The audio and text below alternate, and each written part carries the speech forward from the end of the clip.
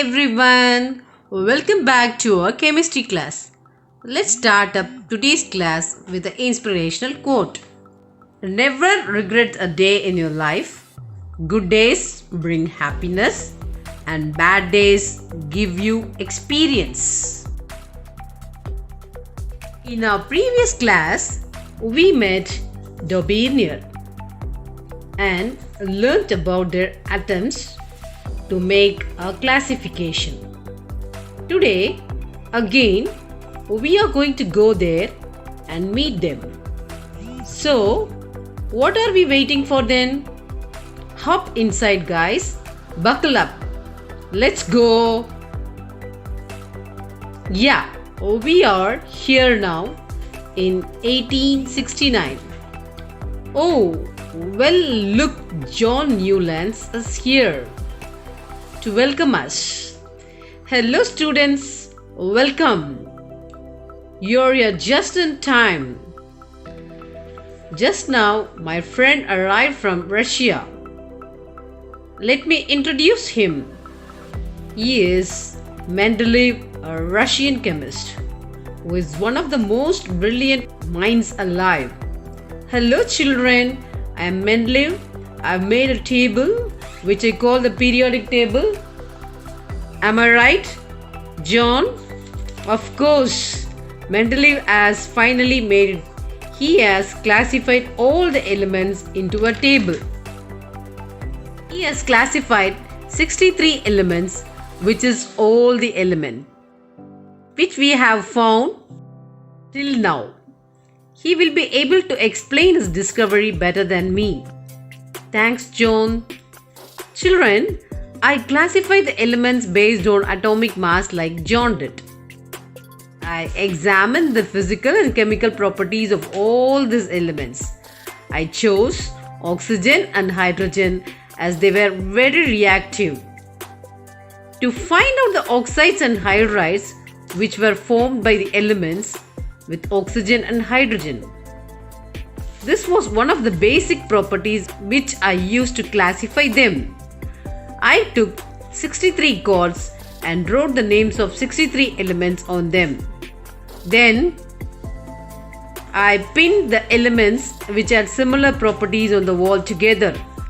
I recognized that all the elements were arranged in the increasing order of their atomic mass. So I stated a law called the periodic law. What I stated was that the properties of elements are the periodic functions of their atomic masses. It means that elements, when arranged in the increasing order of their masses, fall into repeating groups so that the elements with similar properties occur at regular intervals. I call the horizontal rows as periods and the vertical columns as groups. Here, look at my table. It's super cool, Mendeleev. To remember this, use this tip. Look, HP means horizontal rows, that is periods. Very good. VG stands for vertical columns, groups. Mendeleev has really achieved a lot. Let's see about his achievements. Mendeleev had to place an element with a slightly greater atomic mass before an element with a slightly lower atomic mass. The sequence was inverted so that elements with similar properties could be grouped together. For example, cobalt, atomic mass 58 by 9, appeared before nickel, atomic mass 58.7. Looking at table. Further, Mendeleev left some gaps in this periodic table. Instead of looking upon these gaps as effects, Mendeleev boldly predicted the existence of some elements that had not been discovered at that time. Mendeleev named them by prefixing a Sanskrit numeral Eka 1 to the name of preceding element in the same group. For instance, scandium, gallium, and germanium, discovered later, have properties similar to Eka boron Eka aluminium, and Eka silicon respectively. The properties of Eka aluminium predicted by Mendeleev and those of the element gallium, which was discovered later and replaced Eka aluminium. This provides convincing evidence for both the correctness and usefulness of Mendeleev's periodic table.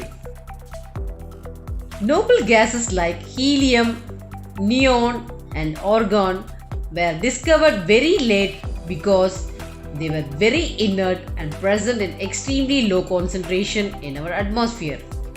One of the strengths of Mendeleev's periodic table was that when these gases were discovered, they could be placed in a new group without disturbing the existing order.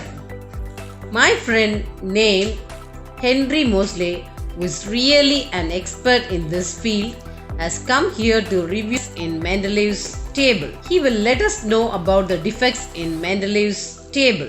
Hi guys, I'm Henry. I just checked Mendeleev's table. Mendeleev in his table made a few mistakes. I'll tell you about them. Electronic configuration of hydrogen resembles that of alkali metals. Like alkali metals, hydrogen combines with halogens, oxygen, and sulfur to form compounds having similar formulae, as shown in the examples here.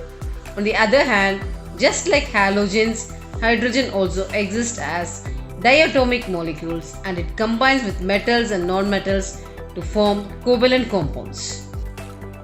Certainly, no position can be given to hydrogen in the periodic table. This was the first limitation of Mendeleev's periodic table. He could not assign a correct position to hydrogen in his table. Isotopes were discovered long after Mendeleev had proposed his periodic classification of elements. Isotopes of an element have similar chemical properties but different atomic masses. Thus, isotopes of all elements posed a challenge to Mendeleev periodic law. Another problem was that the atomic masses do not increase in a regular manner in going from one element to the next, so it was not possible to predict how many elements could be discovered between two elements, especially when we consider the heavier elements. That's all folks. We'll soon meet in the next video. Until then, bye from your Esther Miss. Bye.